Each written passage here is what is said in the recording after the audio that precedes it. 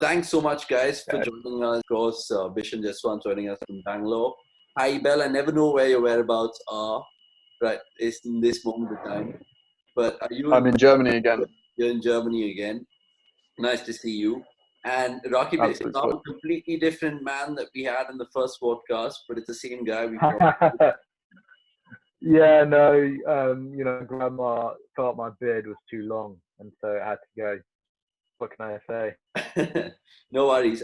So first things first, guys. Let's start talk about the most important tournament in 2020 from an Indian perspective, which is the IPL, of course. I mean, Harry wouldn't like it so much because he's a test purist. We all are, but we love the IPL when it comes along. It's going to be unusual this time. Bishan, I'll start with you. 2020, UAE, no fans, no beer for players. I mean, the list goes on. Is this the most strangest cricket tournament we're going to see? It's going to be different. Let's say that, and I think they've taken a great decision by play in the UAE.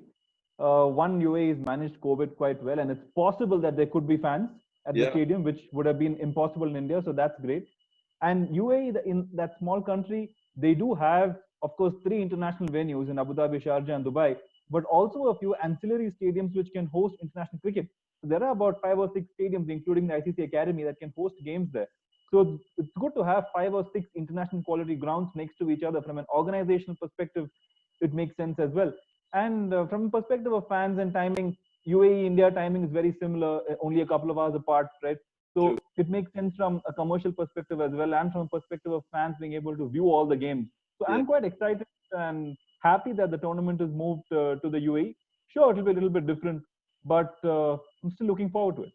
Yeah, I think it gives you the impression that it's going to be the most watched IPL ever, because you take a look at everyone right now, they're just desperate for sport. And what the IPL does is just bring people together. In this moment in time, as much as we need social distancing, I think everyone will be happy with sitting at home and watching the tellies. We'll do the predictions in a bit about the playoffs and who can get where, because we've kind of seen these teams before in the IPL in the UAE in 2014, remember? We got a sample size of what they can do. But of course, a lot of those squads have changed, as you can tell. Harry, I understand that you're a KKR fan. Is that fair to say? I've switched my allegiances, like a Vodafone super fan. So yeah, I'm a big fan of KKR. I like Rajasthan Royals as well, but particularly now that they've signed Banton and Gurney, I'm definitely backing KKR as the team that I want to win. They still have Morgan as well, right, in the thick of things? Yeah, they might well do. I mean, I'm more interested in the other two. Yeah, fair enough. And Rakib, what about you? I mean, because I know Bishan and me, we don the RCB pretty loud and proud. What about you? Who do you kind of side in the IPL?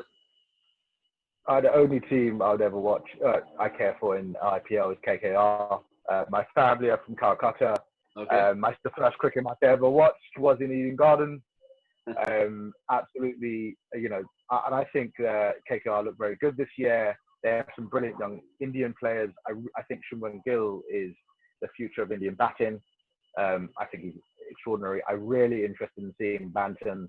I want to see Yadav move on, but especially I think I want to see the 2 young fast bowlers who've been injured for the last year. And I think that's a real issue for India, by the way. A lot of our fast bowlers get injured. But I want to see Nagarkoti and Mavi. I want to see them come on. When I saw them in that under-19 World Cup, I was thinking, wow, we've got these 2 brilliant young fast bowlers. And I think more so from an India perspective, really, even more than the KKR perspective, I want to see these 2 guys in the starting lineup. Yeah, absolutely. I think those 2 names, I mean, it just kind of gone under the radar. I think those injuries held them back. And it was a pity because, like you mentioned, that under-19 World Cup, if you get Ian Bishop talking about you to the whole world, I think it's fair to say that you're doing well in that pace sort of department. Let's talk about the IPL in terms of who can really dominate. Will it be that same old duopoly, which is Mumbai Indians, Chennai Super Kings? Bishan, because as an RCB fan, I mean, that whole Isala Cup, Namde, and whatever we say, whatever we come up with, what's going to change for RCB to win a goddamn IPL? So the problem that RCB has had year after year is having a top quality batting lineup and a poor bowling attack, right? Yeah. This year, they actually have a very good bowling attack. With the bowling attack comprising all India nationals, they don't even need a foreign player to play in there with Umesh, Saini, Washington Sundar, Yuzvendra Chahal. it's actually a fairly good bowling attack. Yeah. But the batting and playing in the UAE in these times, it's possible that not all the foreign players will travel. We don't know yet for sure what the situation in that regard is. Yeah. So if the foreign players don't all travel, and if suppose Finch and AB de Villiers don't travel for RCB, that's going to be a huge problem. Yeah. And the batting order is going to rely on Devdutt Padikkal and Virat and Partha Patel apart from Virat Kohli. Yeah. So if I had to pick a team, it's just shambolic. I mean, every time we talk about RCB, it just kind of hurts me, especially the last couple of seasons, because we just didn't get our team selection right from anything else. I think we held back Mohan Ali very late. We held back, of course, even the fact that Colin de Grandhomme was not kind of given that early push that he needed. So, Harry, RCB for you, I don't think that you probably rate them very high in terms of T20 cricket. Where do they sit in terms of the most enjoyable IPL teams to watch for you? Well, I don't know if you know this, but a couple of years back, I went back to see their first game in the 2018 season against Kolkata. I flew over and went to Eden Gardens, and in terms of entertainment, it was quite something. I mean, the RCB fans they're not just in Bangalore, they're all over India, and they absolutely love it, and they're very vocal. And I think they've got a lot of star players that I would pay to watch, and Moeen Ali certainly is one of them. I mean, as an England cricket fan, and on top of that, looking at the tournament this year, I don't think they're going to have trouble having international cricketers go out there, because it's such a massive source of income for all of these international players, and they're all desperate to get out there. And I think a lot of them were gutted when it was postponed. But having English players who are going to have played 2 or 3 months, we've got a 2020 tournament in the UK starting up fairly soon. It might well help if those games are played behind closed doors. It will be helpful. But I think that will benefit teams like Rajasthan Royals, who are backed by a plethora of very strong English players, and potentially KKR as well.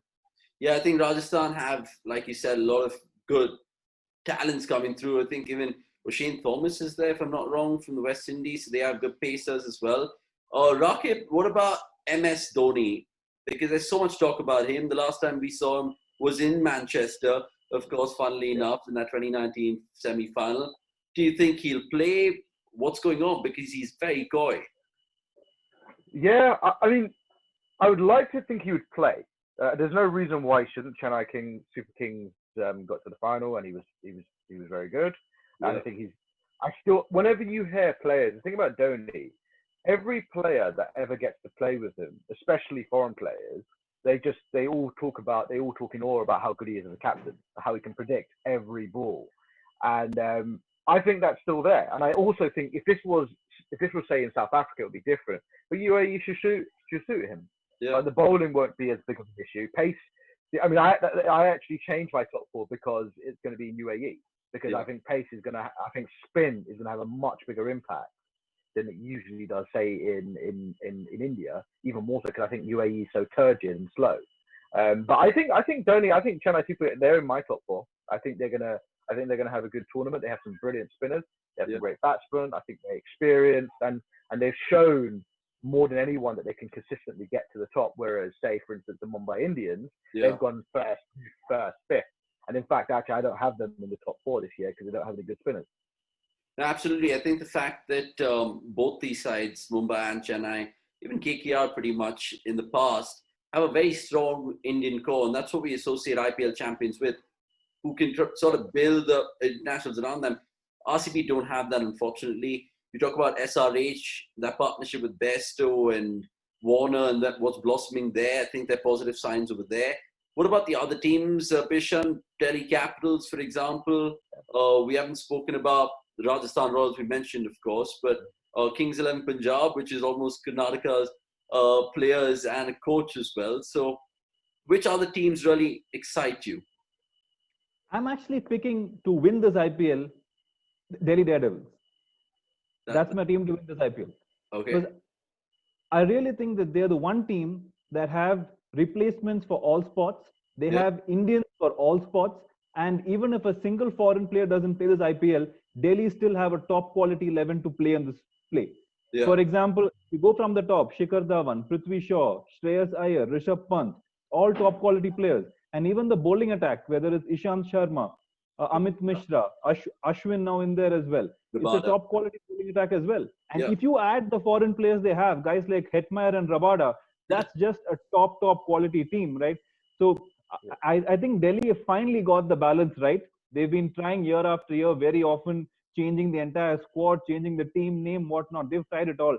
But I think they finally got a settled team, a team that's balanced and where they've got all their bases covered. So I really think Delhi will be a force.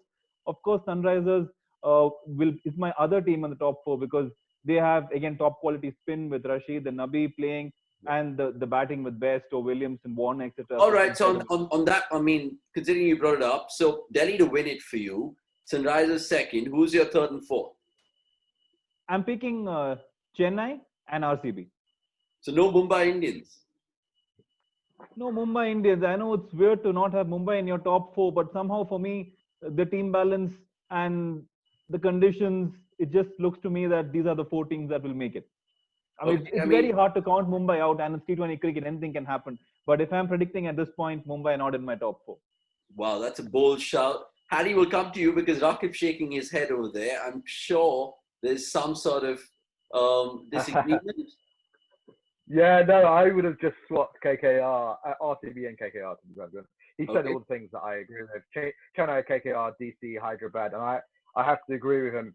DC were third last year, and they've got like 2 of my favourite youngsters in Iyer and Prithvi Shaw. And actually, if I would love for Delhi Capitals to win it because I'd love to see those 2 young lads really sort of taking the team to the top. And I think he's right. I think they have the best Indian contingent of the teams that we have. So I think they're the most suited if players have to be called back. Yeah, I mean, those 4 batsmen really, Dhawan, Iyer, I think Rishabh Pant and Shreyas Iyer himself, that really is a lot of firepower. Harry, over you, because I think those 2 are kind of similar. I think they've gone for different winners. Rakib, who's your winner, by the way? Because Bishan's gone for Delhi.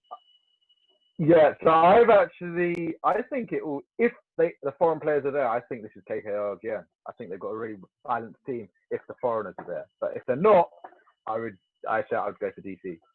All right, and Harry, with you finally, because there's just a couple of minutes to wrap up, your top 4 and your winners and why.